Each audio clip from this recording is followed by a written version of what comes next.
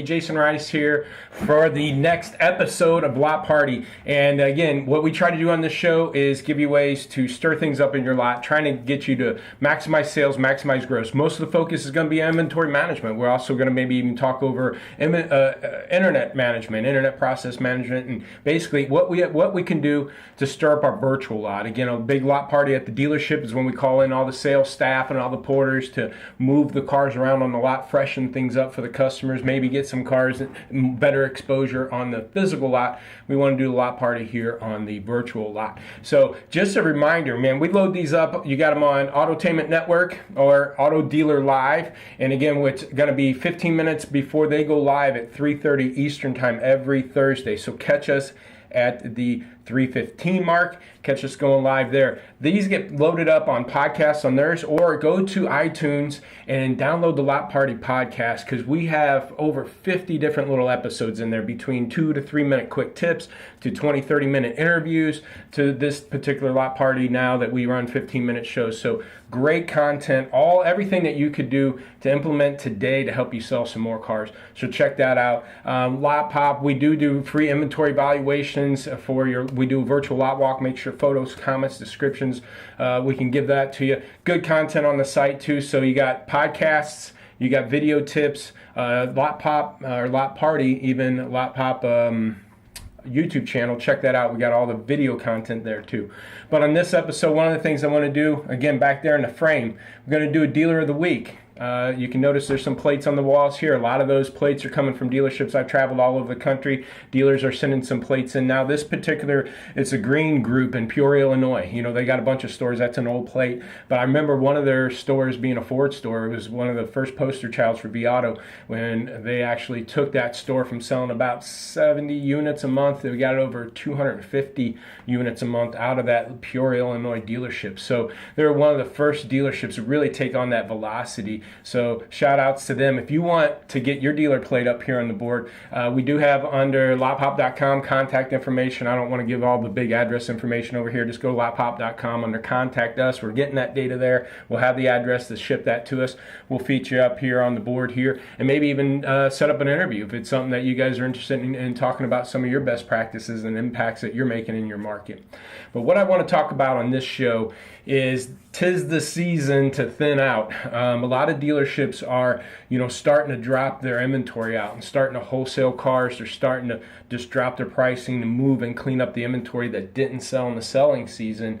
There's a lot of movement going on in the market right now. So I want to go over some of those best practices to help get your inventory moving.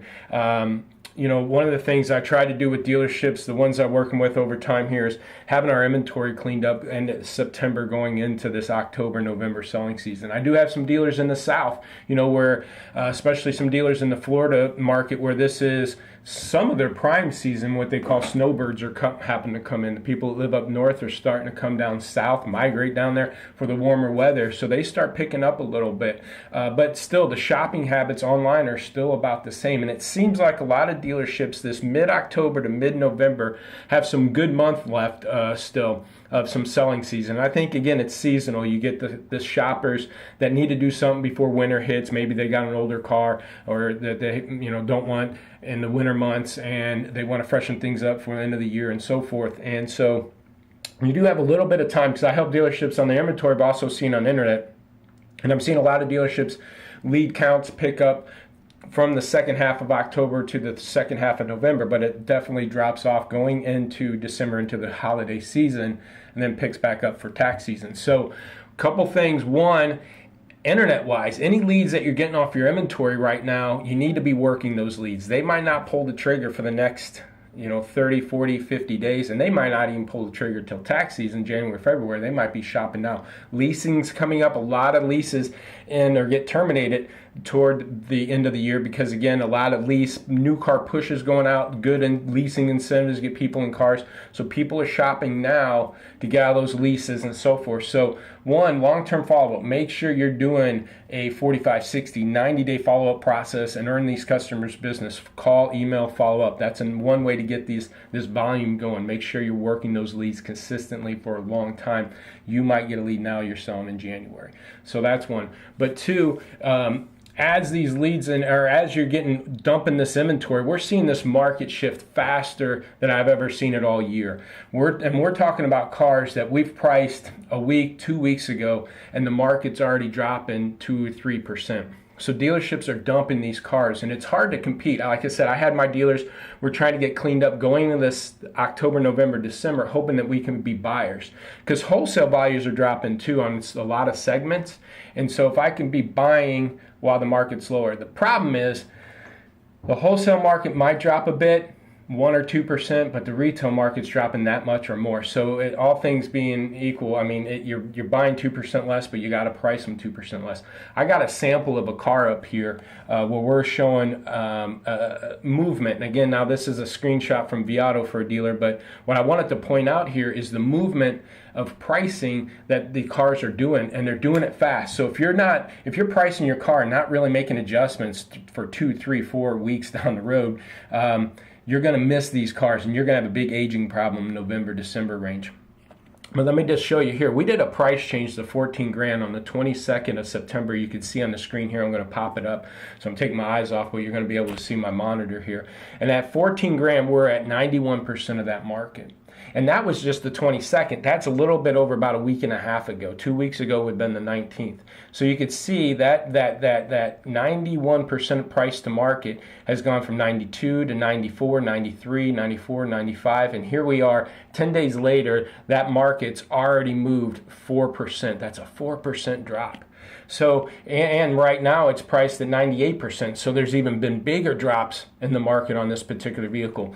But if you're not looking at cars every week and making adjustments, at least moving back with the market, if you're at 92% of the market or 8% below the market average, 10 days ago, again, you might be at 95, 96% of the market now, only 4% below the average market.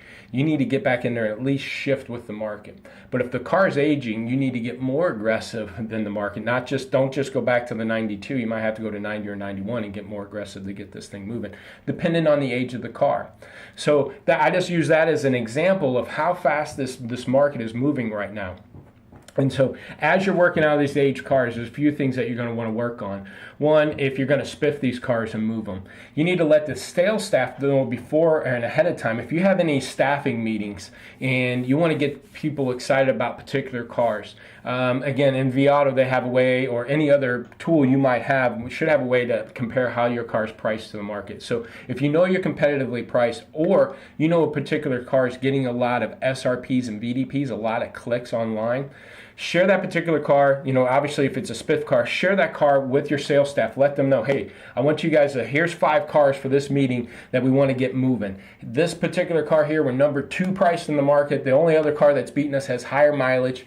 So when you get calls or emails, understand that this car, get excited. Let them know that this car's priced very aggressively and that you're getting a lot of attention on it. So prep the salespeople before they get these calls, before these people walk in the lot, so you can be able to hold the gross. Because we're dropping our pricing, our grosses are probably minimal as we're trying to move these cars. So we need to get the salespeople's confidence up that this car is priced competitively to the market. Not only that, get the confidence up that let the customer know they're getting a great deal, so they're not dropping their pricing and giving the car away even more than what you already aggressively priced. So one of the best practices would be print up 5 cars that you're concerned about that you've priced aggressively or they're getting a lot of attention. Print them up, give them to the sales staff, educate them how they're priced in the market, get them excited about it, so when you do get that customer in the door, they're already prepared and they're excited about showing that customer because they know it's a great deal.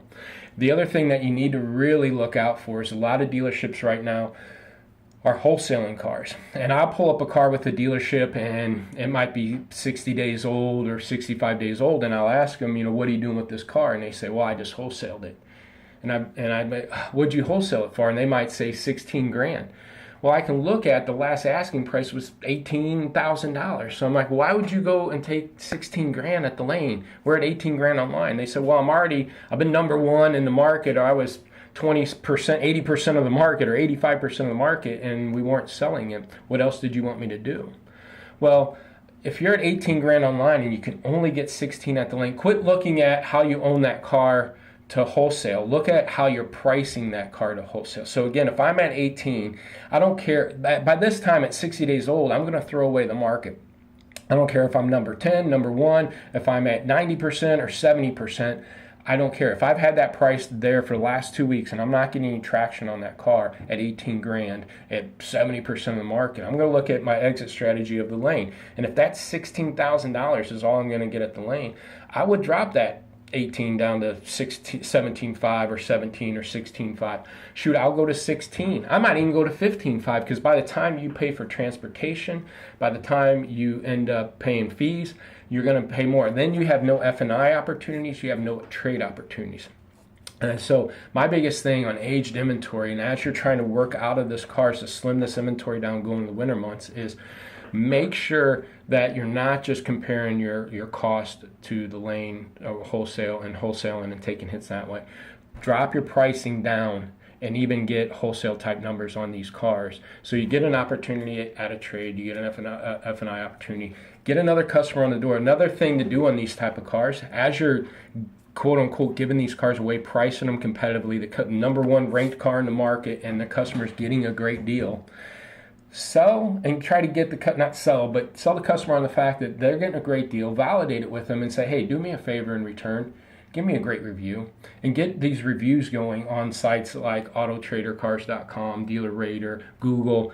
Get your reviews up, because this is the time, again, customers are going to be looking at reviews. My wife doesn't buy anything without looking at the reviews most of the time. So get good reviews, and that right there, if you're losing $500 to retail out of it, a good review is worth a couple $100. Okay, it is. It's going to be makes your car. If you're a 5-star and they're taking your car, comparing it to a dealer that only has a 4-star rating, and you're a little bit more, they're probably going to give you that shot because of your rating. So sell ratings, get the customer when they're getting that good deal. Say, hey folks, as you're waiting to get into finance, you got a great deal on here. Can you give me a great review? And that alone, that right there, again, will help make up some of that money. It's not going in your pocket, but it's definitely going to help you drive sales and help you move these cars.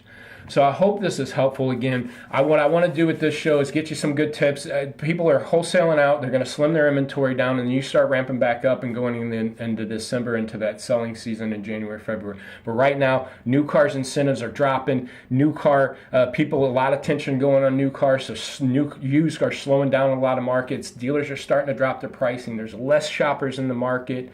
A lot of trades coming in on these new cars, so there's more used cars for these customers to look at. So get competitive on these prices, get them cleaned up, but there's smart ways to do it. Again, get people excited at your store on the ones that you're moving, get them prepped, ready to go, get them excited when they talk to the customer, get them excited about holding the price because they're getting already a great deal. And then 2, make sure you're comparing your asking price online to what you're going to get at the lane, and keep moving that price down until the lane makes more sense.